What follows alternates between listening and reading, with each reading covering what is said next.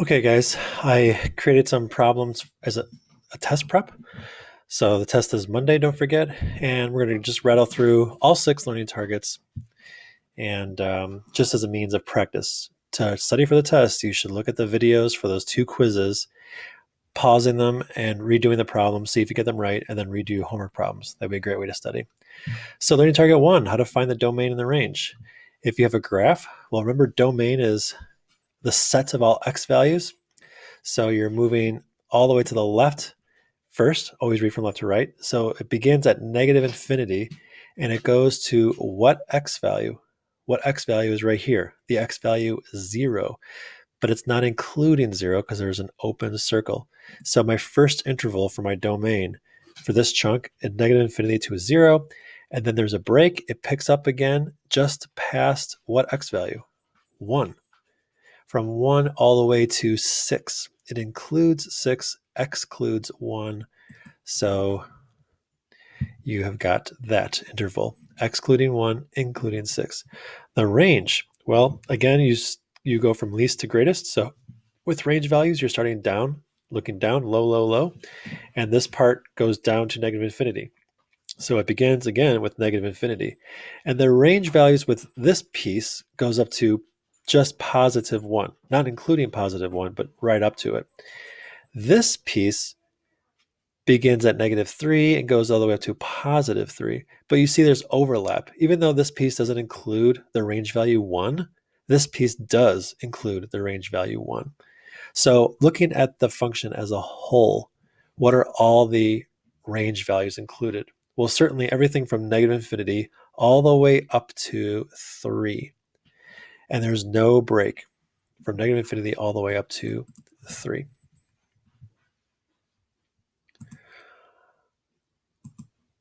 All right, and then moving on to problems that you don't have the graph. Well, you would love to have these in the test because this is a line with a slope of negative 3 and a y-intercept of 5. This is a quadratic, and lines and quadratics have a domain of all real numbers. Remember, when finding the domain algebraically, you're only really concerned with division by 0 and taking the square root of a negative. Those are the 2 things you can't do. So here we have that. We're taking the square root of something. Well, 5 minus 3x can't be negative. So we have some work to do. The first thing we say is 5 minus 3x can't be negative. You say that as in a mathematical way. So 5 minus 3x is greater than or equal to 0, and you solve for x. Subtract 5, don't forget this negative. And when you divide by negative 3 at this step, you have to flip this sign. So x is less than or equal to 5/3. So that's the domain of this function. As long as x is less than or equal to 5/3, the function exists. And so there is that interval from negative infinity to 5/3. And then here's a nasty one. You've got a division and a radical. So you've got both things. So the first thing I noticed is you're dividing by this radical. Well, that radical cannot equal 0. Why? Because you can't divide by 0. But then it's a radical. So x squared minus 5x minus 24 has to be greater than or equal to 0. Why? Because the radicand has to be non-negative. You have to take the square root of a non-negative. So both of these things have to be true. So when they both come together, you get to the point where x squared minus 5x minus 24 is just greater than 0. If it's greater than 0, I can certainly take the square root of it. And since it's greater than 0, that is not equal to 0, I won't be dividing by 0. So then I just need to figure out what are all the x values that make this guy greater than 0. Well, there's a way to do it algebraically. We've never done that. We did it graphically. So you should factor. And if you have one like this in the test, it'll be factorable. So this factors into x minus 8 times x plus 3. And we know what quadratics look like. They look like this. And here is a quadratic where it looks like the 0 is negative 3, corresponding to this factor. And this 0 is positive 8, corresponding to this factor. And I need to take the square root. Remember, I'm taking the square root of this. This has to be, or even easier than that, that parabola has to be greater than 0. Well, when is this parabola greater than 0? Certainly not down here. And it isn't even greater, it's not even greater to the 0 at the 0. It's only greater than 0, these values and these values. So I have to find the x values that produce these positive y values. The positive y values over here are generated from the x values from negative infinity all the way up to negative 3. So that's my first interval, not including negative 3, because negative 3 is a 0, and it has to be greater than 0. And then I ignore all these x values between negative 3 and 8, and I pick it up again just past 8, continuing on to infinity. So that is the domain. Learning target 2, piecewise functions. So can we graph this? All right, so first of all, we have f of x, which you could think of as y. Y is negative 6. Well, that's a horizontal line, and I try my best to draw this. When y equals negative 6, it's this horizontal line right here, when y equals negative 6, but it only exists when x is less than 2. So I'm going to draw this horizontal line as best as I can. And then this looks like it might be 2, so I put an open circle there because it just says less than 2, not less than or greater than. And it's less than 2 indefinitely, so it's continuing to the left. So here's a horizontal line at y equals negative 6 for all x values less than 2. But then I have an absolute value for all the x values that are greater than 2. Okay, so this one takes a little bit more thinking. I know what an absolute value looks like. It looks like the v. But this v got shifted to the right 4 and down 1. So initially at the origin, if I go to the right 4 and down 1, that'll be like the vertex of my V shape. And if you kind of just freehand it from here, it might be too incorrect to get full credit. So to try to make it the best way possible, figure out the endpoints. This absolute value function begins just past 2. So what you can do is plug in 2 to 4 or to x and determine what the result will be. Even though 2 isn't in the domain, we will still plug in 2 to determine where that open circle will be. So I got 2 minus 4, which is negative 2. The absolute value of 2 is 2, and 2 minus 1 is 1. So this open circle occurs when x is 2 and the result is 1. So remember, x was 2 is right here. So when x is 2 and y is 1. So this really helps guide me. And I could just connect these two dots. And then I know it's facing in the other direction.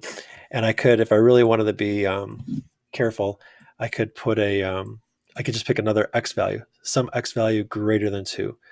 Like, let's say 6. If x is 6, 6 minus 4 is positive 2. And the absolute value of 2 is 2, and 2 minus 1 is 1. So it goes through 6, comma 1. Oh, excuse me, bless me. So here's 6, 1, and I do my best to connect those dots, and it's continuing on forever that way. So here's a full credit graph of this piecewise function. Another graph, another absolute value, and a parabola. Let's do the absolute value first. So I'm going to get my pen out, I'll make it blue. And I know absolute values look like the V, and this V got shifted to the right 3 and up 4.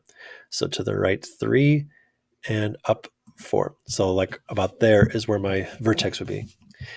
And this absolute value is bounded by x equaling 0 and then x equaling 4. There will be an open circle at 4 because it's not included. So I'm going to do a little bit of work. I'm going to plug in 0 into x. We could probably do this in our head. If I plug in 0 into x, I would get 0 minus 3, which is negative 3. The absolute value of that makes it positive 3. And 3 plus 4 is 7. So plugging in 0 for x resulted in 7 for y. So 5, 6, 7, about right there. And that would be a closed circle because it is including that point. And I connect the dots. All right, the other endpoint is when x is 4, but it's not going to include 4. So I do this, I plug it into x. 4 minus 3 is 1. The absolute value of 1 is 1. 1 plus 4 is 5. So plug it in 4 resulted in 5. So if I go over 4, I go up 5 and right there. And there's an open circle here.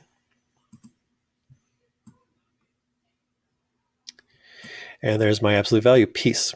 The other piece of this function is a parabola.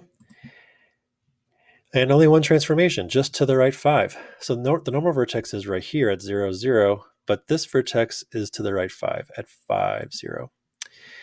And this parabola exists between 4 and 8. So again, some mental math. If I put in 4 into x, I get 4 minus 5, which is negative 1. And negative 1 squared is 1. So 4 resulted in 1. I go over 4, I go up 1, and it includes 1. It includes that point. So I have an open circle.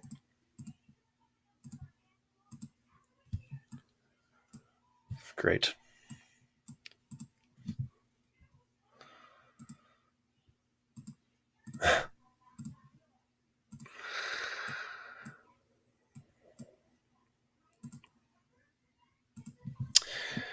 All right.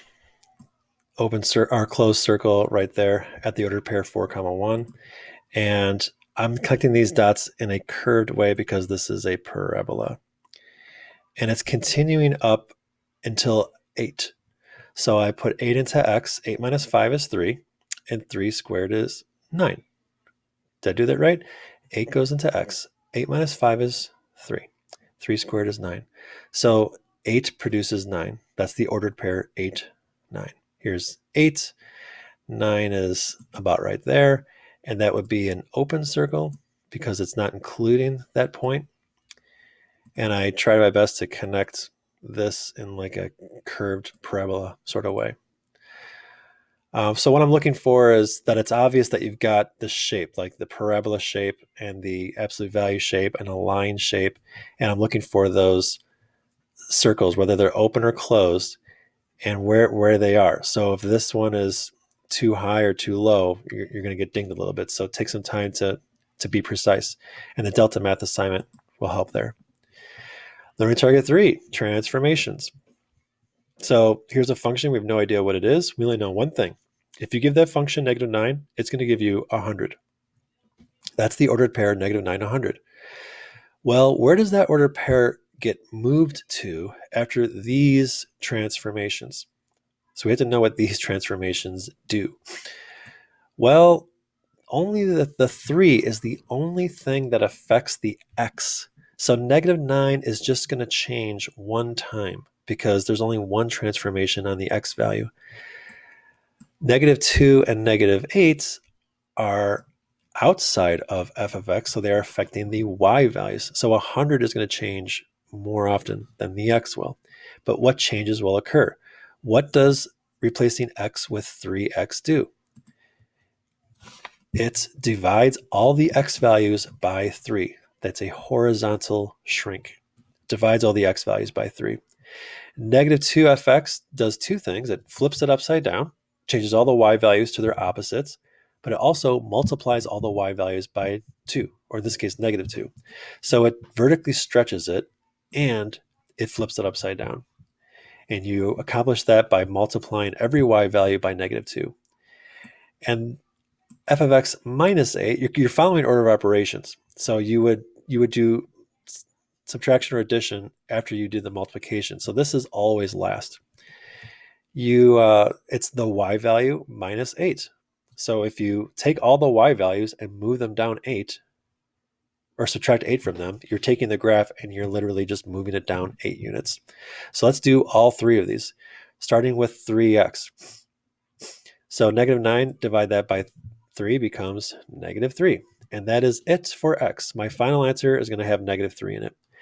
The y value, however, is going to be first multiplied by -2. So negative 100 becomes, 100 becomes negative 100, negative 200. And then you subtract 8, so negative 200 becomes negative 208, and you're done. This one, transformations. What is this function?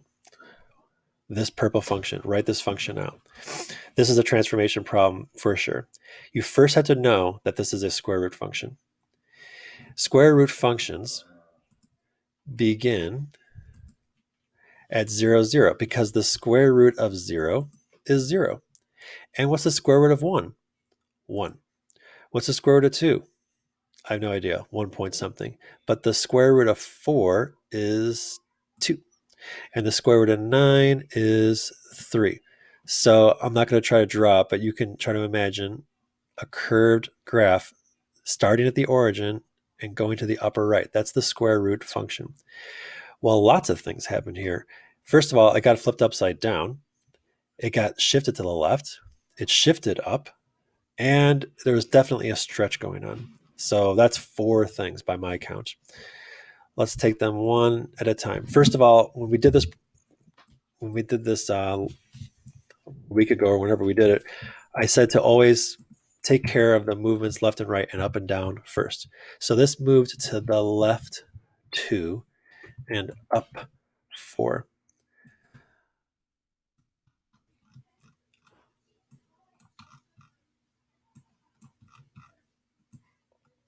That will move it to the left 2 and up 4.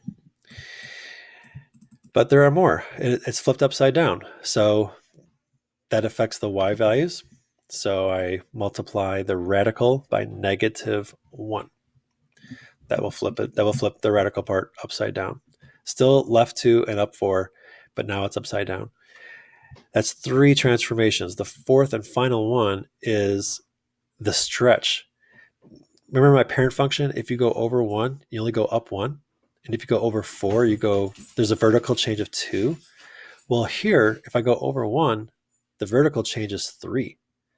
And if I go over 4, 1, 2, 3, 4, what's the vertical change? 1, 2, 3, 5, 6. So all those y values look like they are being tripled. So you would make that a -3 in front of the radical. And that is the correct answer. That's full credit. And if you have doubts, we could check, we could verify it. We need to find an order pair on here. This looks like a good one. What is this order pair right here? Looks like over 7, down 5. So if I plug in a 7 into x, will I get -5? Let's see if we could do mental math. 7 needs to get to -5. So if x is 7, 7 plus 2 is 9. The square root of 9 is 3. -3 times 3 is -9. -9 plus 4 is -5. So this looks like the correct answer.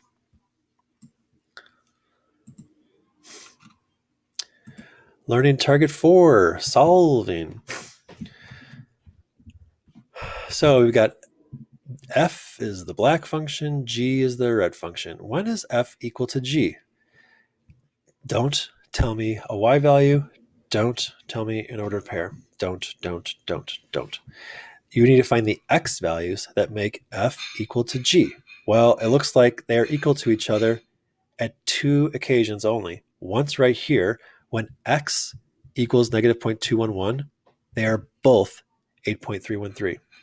So -2.11 is one answer. But also here, when x is 2.193, they are both -1.348. So 2 x values will make these functions equal to each other. Two x values only. And if you're listing x values, you use braces. Well, when is f less than g? Can't be -2.11 because they're equal. But what about when x is 0? If x is 0, isn't f less than g? The f function is under the g. So in other words, it's every x value between these two. So you would use an interval, parentheses, around those 2 x values. This is not an ordered pair. This is an interval. And when is f greater than g of x? Every other time. So everything from negative infinity to this x value, and then from this x value on to infinity. But you're including those x values because it's asking for greater than or equal to. And then this one. So for these two last problems, you're still solving. This one is asking for x when this function's absolute value is greater than 2. Okay, so let's think about that. Absolute value, it's the distance from 0. So if it's positive, it remains there. If it's negative, it changes to positive. And I want it to be greater than 2. Well, first of all, only this section of the f is positive. So only this section would remain if I were to take the absolute value. And all those values are less than or equal to 2. And I need my function to be greater than 2. So none of these x values would be an answer. Now this y value is negative 4. And if I take that absolute value, it becomes positive 4. This y value is negative 5. And if I take this absolute value, it becomes positive 5. This is negative 3, becomes positive 3. So I do my best to try to draw. So the red is the absolute value of f. Now, when is this greater than 2? Well, starting with from negative 10 for sure, all the way to, it looks like 2 point something. So if, a correct answer would be from negative, including negative 10. Because when x is negative 10, you're at 3, which is bigger than 2. All the way to, it looks like about 2.5, that would be full credit. But you're not going to include that because you need to be greater, the y value needs to be greater than 2. And I'm saying that when x is 2.5, you're exactly 2. So anything up to that point, you'd be higher than 2. The other one is squared. So f of x squared. Well, you know how to square things as well as I do. So if you square things, what happens? Well, f of x squared equals 16. So something squared will equal 16. Here, the y value is 2. If I square 2, I get 4.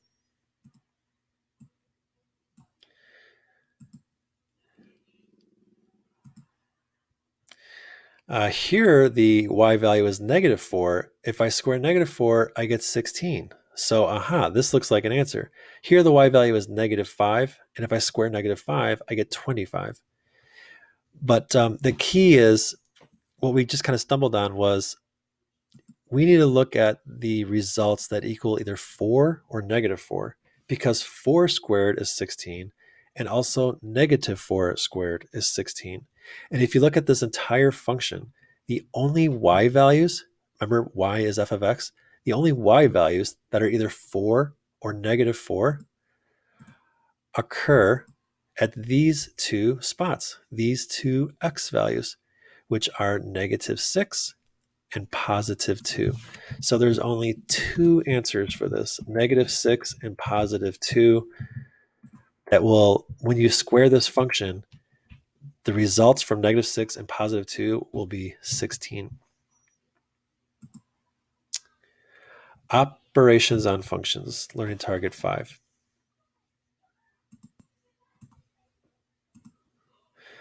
Okay, we got two functions, f and g. F is the red one, g is the blue one. And I want to find f of g of 3. So how do I find that? You need to take f of 3 plus g of 3. You're not distributing, even though that's what it looks like, because this is not 3 times f plus g. It's f plus g of 3, which just so happens to be f of 3 plus g of 3. So I look at my f function. When x is 3, the result is 4. And for g, the result is negative 1. So it's 4 plus negative 1, so it's 3. What about g minus f of negative 4? Well, that's the same thing as g of negative 4 minus f of negative 4. Well, when x is negative 4, g produces negative 3. And when an f produces positive 1. So g minus f would be negative 3 minus 1, which is negative 4. Just a bad coincidence that the input happens to equal the output. That's just a coincidence. F times g of 0 is f of 0 times g of 0. When x is 0, f produces 4, g produces negative 3. So it's 4 times negative 3, so it's negative 12.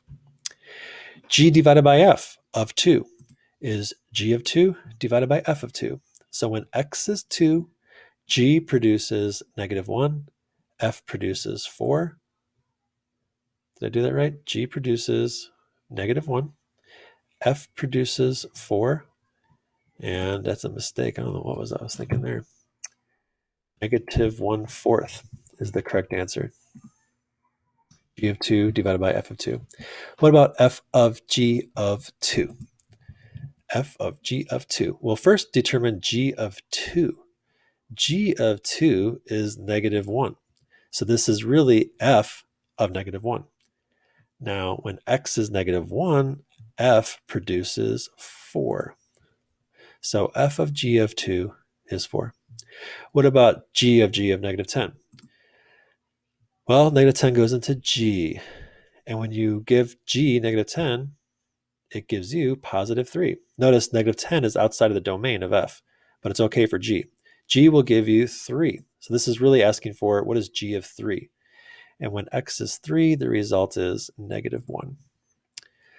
What is the domain of f minus g of x? In other words, what are the only possible x values I can even put into f minus g? Well, remember, f minus g is going to be f of that value minus g of that value. So the value in question has to be accepted by both f and g. That means negative 10 would be out because g is okay with negative 10, but f is undefined at negative 10. So you have to find what x values do they all agree on. And the x values that they agree on, in other words, the intersection of their two domains, is negative 9. They both have negative 9 and positive 3. Every number in between negative 9 and positive 3, both functions both functions are defined by those numbers. So that is the domain. What's the domain of f divided by g? Well, same thinking over here. We would only consider numbers between negative 9 and 3, but here there's a twist because you're dividing by g, and g, so that means g cannot be 0. Is there any x value that makes g 0? Yes, right here. G is 0 right here when x is negative 7. G is also 0 when x is 4, but f doesn't know what 4 is anyway, so 4 wasn't even really a consideration.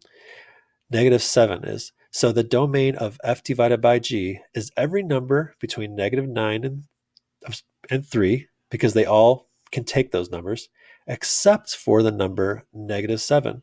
Because if x is negative 7, you would be dividing by 0. And there's the interval notation from negative 9 to positive 3, but you're jumping over negative 7. What about g divided by f? Well, again, you only really consider between negative 9 and 3, but now you're dividing by f. So what x value would make f 0? And that's negative 5. So there's domain for that. What about f of g of x? Well, f of g of x, first of all, x is going into g. So what can g accept? G can accept anything between negative 10 and 5. All right. So first the domain would be negative 10, between negative 10 and 5. But then after it goes into g, it's then going into f. And f can only accept numbers between negative 9 and 3.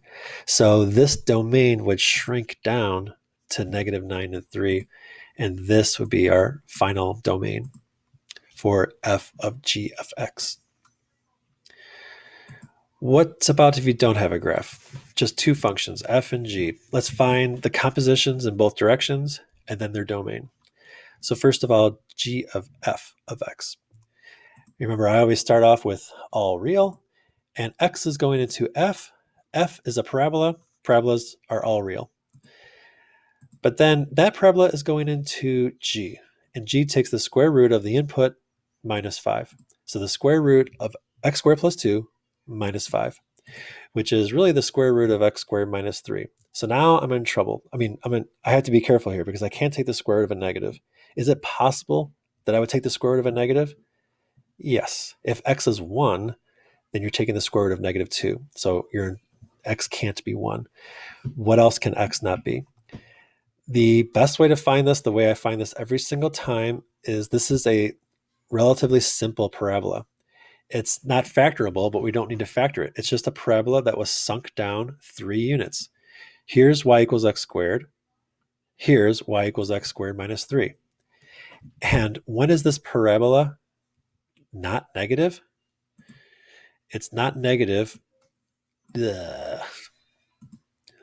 when it's either on the x-axis or above the x-axis. So all this.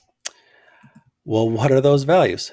Certainly everything from negative infinity all the way up to this 0. What is that 0? Negative rad 3. And then you skip all the in-between x values and you pick it up again at positive rad 3 and continue on to infinity. And then the reverse, f of g of x. Again, I start with all real, and x is going into g. What does g do again? Radical x minus 5. So you can't take the square root of negatives. So what is the domain right now? The only x values allowed to even go into g are from 5 to infinity. And then f squares what it receives and then adds 2. So when you square a square root, it disappears, and you're left with x minus 5 plus 2, which is just x minus 3, which is just a line, but the domain is still 5 to infinity. Numbers less than 5 weren't even allowed past step 2, because step 2, you were taking the square root of things. So my final answer is x minus 3 with a domain of 5 to infinity. Last slide, odd and even functions. Is this odd, even, or neither? And how do you even show it? You have to show it, you have to show it, you have to show it by replacing x with its opposite. Replace all these x values with their opposites. If you just tell me odd or even or neither, you're not getting credit. So when you replace all the x's with their opposites and then simplify, all these negatives cancel out. This is the original function. So what did you show? You showed that if you replace all the x's with their opposites, you get the original. That only happens when a function is even. And if a function is even, it's symmetrical to the y-axis. And if it's odd, it's symmetrical to the origin. The homework on my math lab for odd and even, and also domain with operations, will be more than sufficient. That was kind of a bulky assignment, but you had about a week to do it. That will be sufficient in practicing for this. But please reach out with any questions. Best of luck, and I will see you on Monday.